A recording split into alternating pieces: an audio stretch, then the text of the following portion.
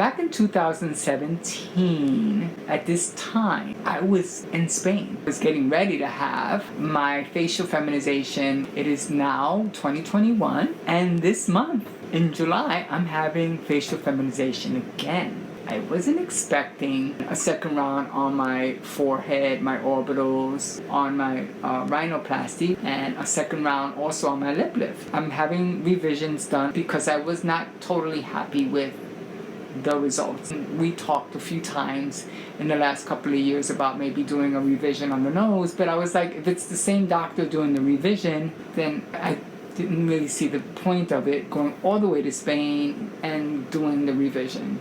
According to this doctor, he's like, look, we could definitely do more to open up the orbitals, so I'm going for it, feminizing it more. I'm really excited to see what doctor's gonna do with my face. He's a New York City surgeon working out of Northwell, at the head of the cranial surgery. I saw some of his patients face to face and photos. I'm just trusting that this came as an option for me, and I'm gonna do it. He's like, oh, there's a lot of little things we could do in this surgery. It's where they can make a big difference in my feminization of the face.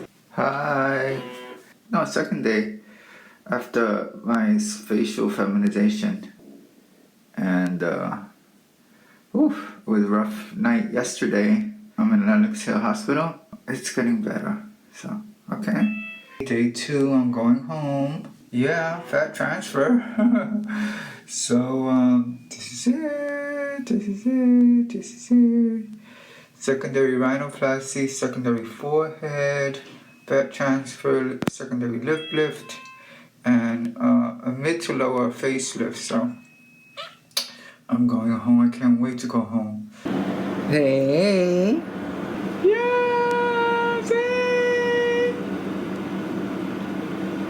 Soraya's over done. Healing is gonna take time. I washed my hair. I